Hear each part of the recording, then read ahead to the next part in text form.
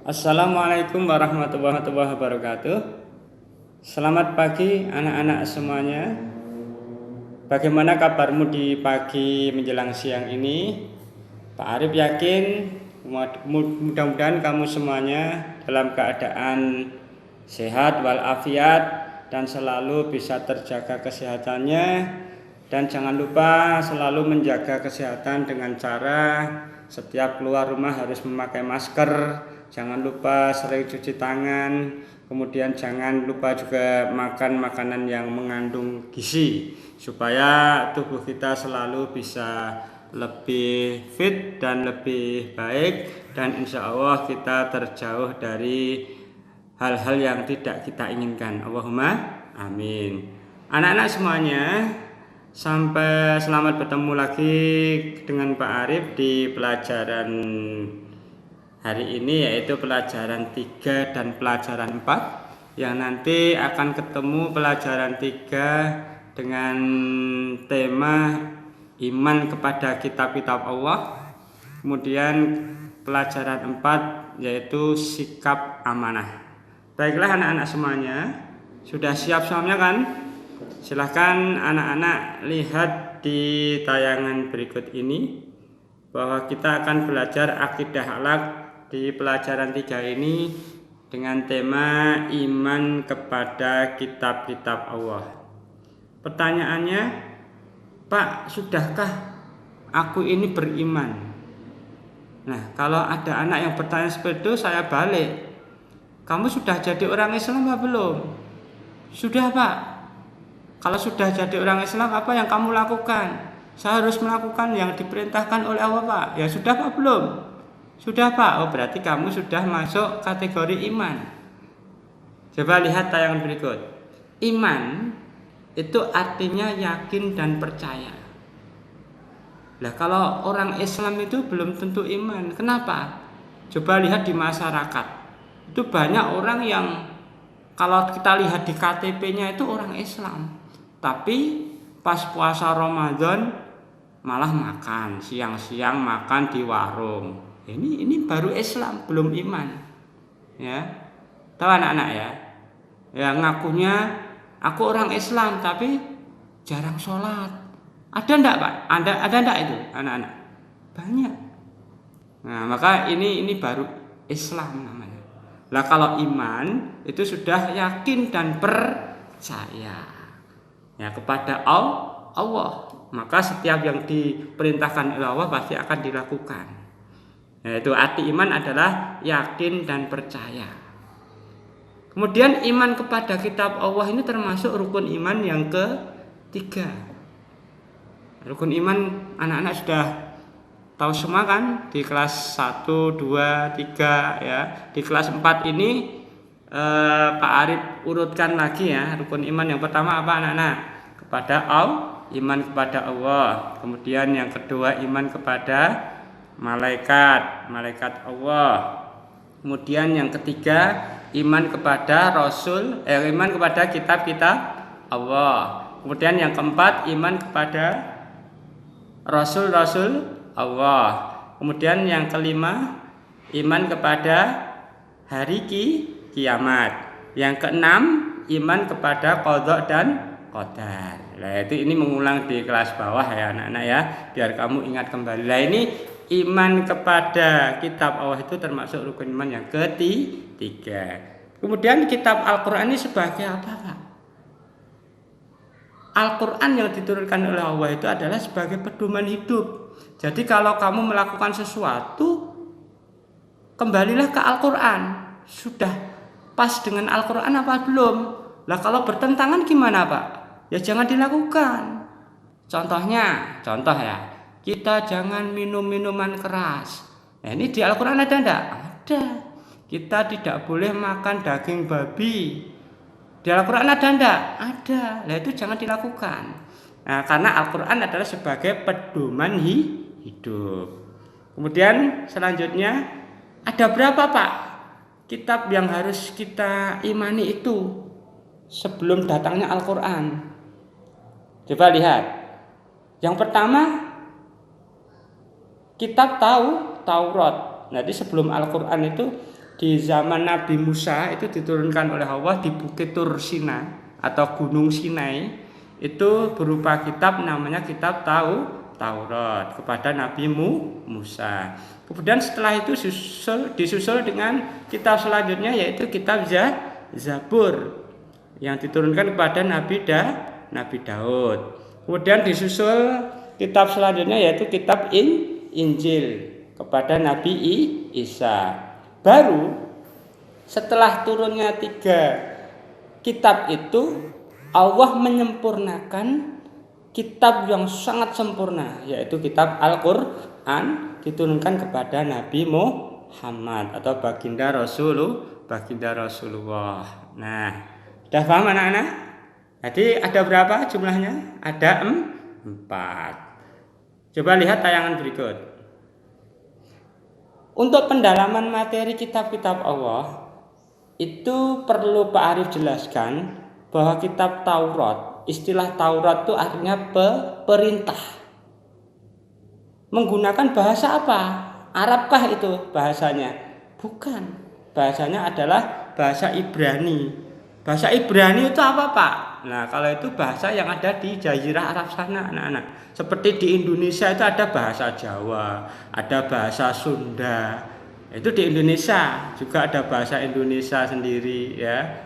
Nah, di Arab itu, di Jazirah Arab itu ada nama bahasa, yaitu namanya bahasa Ibrani. Kemudian ada bahasa Kipti, ada bahasa Yunani, dan yang kamu kenal ada bahasa Arab.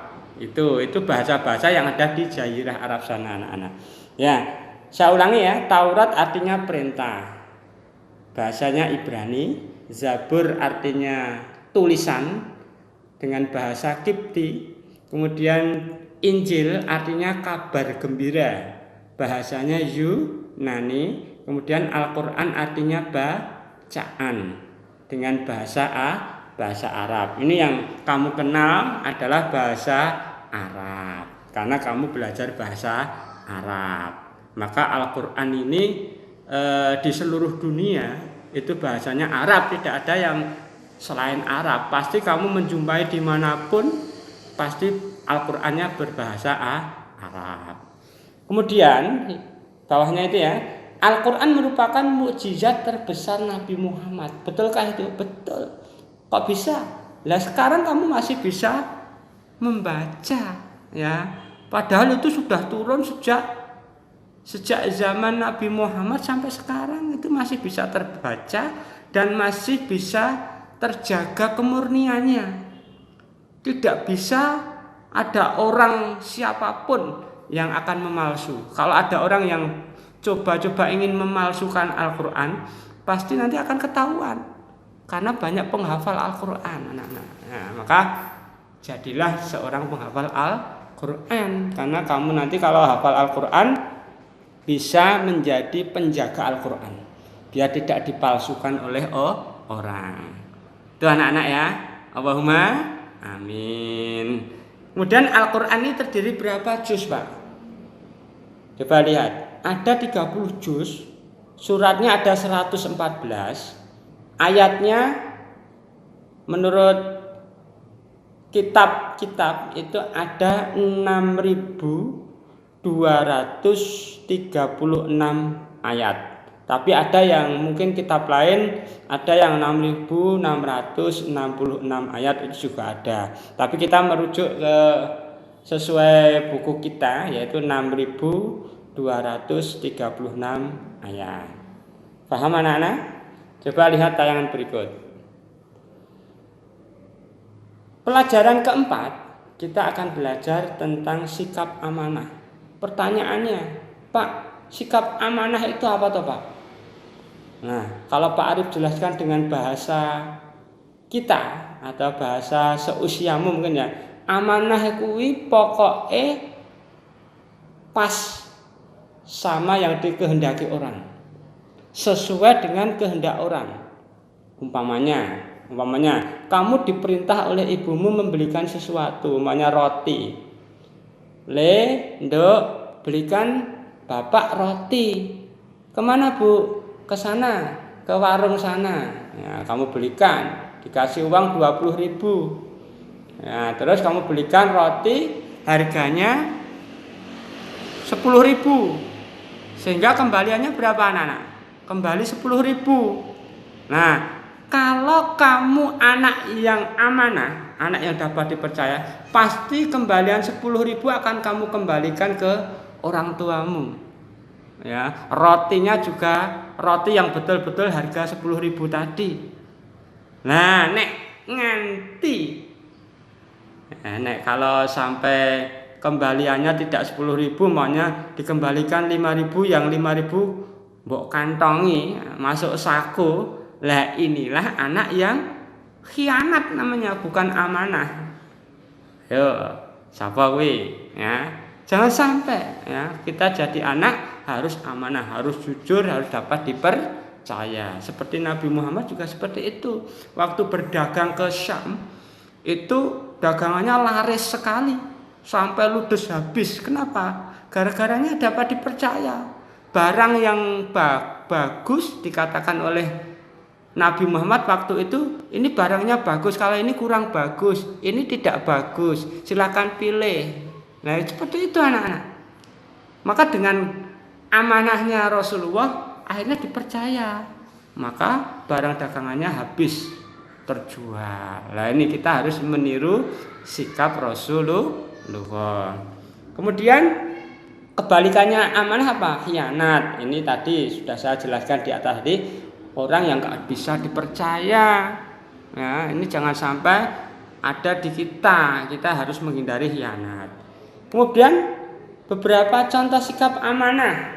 Yang pertama, bertanggung jawab saat piket. Kalau kamu punya penjadi regu piket, umpamanya piketmu pas hari Senin ya harus piket. Kalau nggak piket gimana? Nah, kamu termasuk khianat itu. Sudah ditulis hari Senin si A, si B, si C piket, tapi nggak datang semua, atau mungkin datangnya terlambat semua.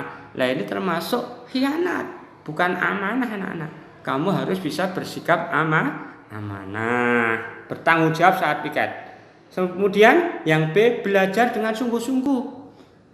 Kamu sudah bisa apa belum pelajaran yang diberikan oleh Bapak Ibu guru? Sudah bisa lah. Kalau sudah bisa, tunjukkan. Bisakah kamu mengerjakan soal-soalnya? Bisa. Oh, berarti kamu sudah bersungguh-sungguh dalam belajar. Kalau sebaliknya, bisakah kamu mengerjakan soal-soal dari Bapak Ibu? Sorry Pak, aku kesulitan. Lah, ini kamu harus lebih giat belajar. Karena apa? Dengan giatnya belajar, dengan sungguh-sungguhnya belajar, maka kamu termasuk amanah ini, dapat dipercaya. Karena kepercayaan dari Bapak Ibu guru bahwa kamu disuruh belajar. Orang tua juga seperti itu, memerintahkan anaknya supaya belajar biar menjadi anak yang pinter. Nah, tolong lakukan itu di rumah. Ya, meskipun nggak ketemu Bapak Ibu guru, kamu tetap harus belajar. Ya, kurangi HP-nya, kurangi nonton TV-nya, ya. Itu anak-anak ya. Kemudian yang C, melaksanakan sholat 5 waktu. Nah, coba kita lihat pada diri kita masing-masing. Sudahkah aku ini setiap hari sholat 5 kali? Kalau Pak Arif tanya, kowe mau sholat subuh baru? Belum ya Pak, saiki sholat toh. Ya, Pak terlambat Pak, lebih baik terlambat daripada tidak. Ya, ayo, siapa yang belum sholat subuh? Pak, saya lupa tidak sholat isya itu Pak.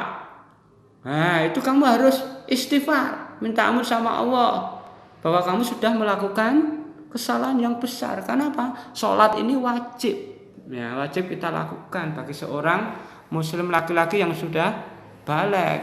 Ya, termasuk kamu itu sudah menginjak akil baligh. Ya, kamu juga harus punya kewajiban tentang sholat. Ya, kamu harus sholat lah anak-anak ya.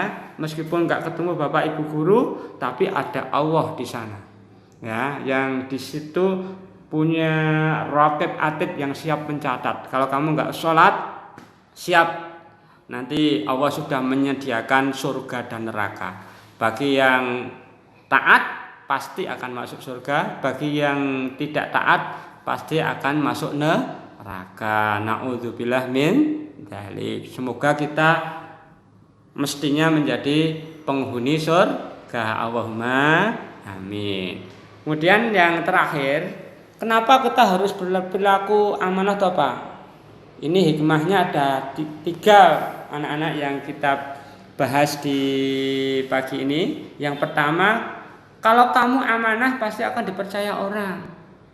Ya, temanmu senang semuanya, bapak ibu guru senang, ibumu di rumah senang, dan tetanggamu senang semuanya. Ya, dipercaya orang lain. Yang kedua, mendapatkan simpati dari orang lain. Kamu akan dipuji orang. Kayak lo, si A itu lo, orangnya amanah sekali, angger tak kongkon mesti beres. Kalau saya suruh pasti benar, pasti baik, pasti menyenangkan saya. Nah itu ya, kamu tiru itu.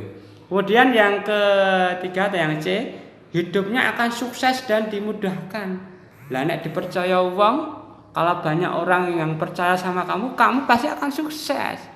Semuanya akan mudah. Karena apa? Banyak orang yang percaya sama kamu. Seperti Rasulullah waktu itu. Ya, ketika berdagang semuanya dagangannya habis gara-gara amanah. Demikian anak-anak, barangkali pelajaran 3 dan 4 sudah cukup Pak Arif sampaikan. Kalau nanti mungkin anak-anak masih belum paham, bisa dibuka bukunya di pelajaran 3 dan 4. Insya Allah di sana akan dijelaskan lebih lengkap, ya, bisa kamu baca dan dipelajari lagi. Semoga nanti di lain kesempatan bisa Pak Arif mantapkan lagi. Selamat pagi anak-anak. Sampai ketemu di pelajaran selanjutnya. Wassalamualaikum warahmatullahi wabarakatuh.